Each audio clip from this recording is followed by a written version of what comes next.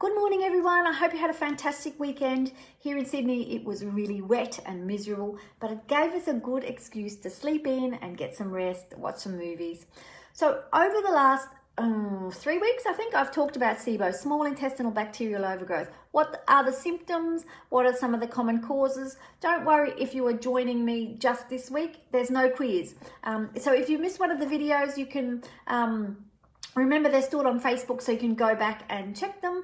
And on Instagram, they actually go straight to Instagram TV, so you can go back and listen whenever you like.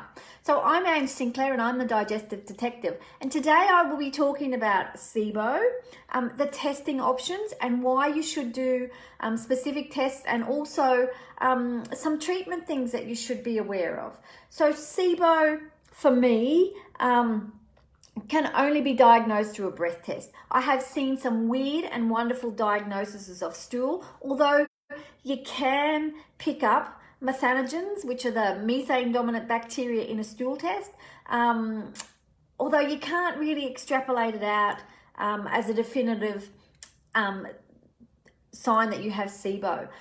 Blood, I've seen people try and do them in blood, saliva, and even hair tests. Not possible. So these cannot diagnose SIBO. The only way you can measure the gas that the bacteria expels is through a breath test, because we as humans don't expel methane gas or hydrogen gas. So the only way we can do that is through a test. So the lab I use for testing is called SIBOtest.com. They supply you with an at-home test.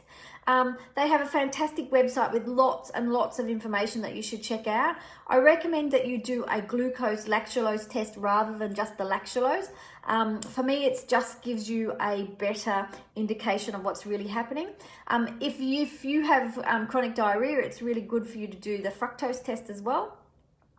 So to get an accurate result, you need to stop taking probiotics, digestive enzymes, check with medication. There's some medications they want you to stop as well. So to get a better result. So once you get diagnosed, if you're working with a doctor, you're likely to get prescribed antibiotics. And the ones that they generally recommend are rifaximin and neomycin. So they get much better results, the antibiotics, if they're taken with a prebiotic at the same time. And my prebiotic of choice around that, because there's been some really good research, is partially hydrolyzed guar gum, which is now pretty much available wherever you go. So if you're working with a naturopath though, they are likely to get you to make dietary changes and use antimicrobials. So whilst antimicrobials are not as harsh as antibiotics, they can do just as much damage if they're used for a long period of time as an antibiotic, and if they're not used cautiously around gut health. So for example, a big one for me is berberine. Lots of people smash you with berberine. Well, berberine kills your bifidobacteria, which helps make your B vitamins and gives you energy. So that's generally why people being treated for SIBO are really so low energy, because they've had their bacteria really badly damaged. So be mindful of how long you take them and the strength of the ones that are being used. So some of the other things worth remembering: your digestive fire needs to be working well when you're being treated for SIBO. So what do I mean by this? So it's our ability to break down the foods we eat. So when the food sits in our stomach and small intestines, when we have SIBO, it generally increases the pain, the bloating, and discomfort that we have. So we need to keep the food moving through. And so digestive enzymes help with this process, because they break the food down into their smallest components.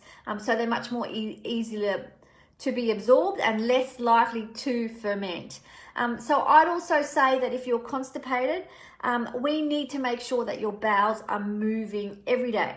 And so the slower your bowels are, the more likely you are to get a relapse of SIBO. So lots of magnesium and vitamin C and other strategies for getting your bowel moving, it's really worth doing. So it's a really, really big topic, SIBO. And it's got a super high relapse rate. It's really hard to treat. And there's lots of different ways that practitioners treat SIBO. So I would like to say to you, if you have more questions, really book in for a free 15-minute, and I can give you an action plan of what I think you should do next. So if you're on Facebook, the link is in the title of this video. If you're on Insta, the link is in the bio. And if you're on LinkedIn, the link is in the comments. So I'll see you tomorrow for Transformation Tuesday. But please, if you have any more questions, let me know. Have a fantastic day, everybody. See you soon.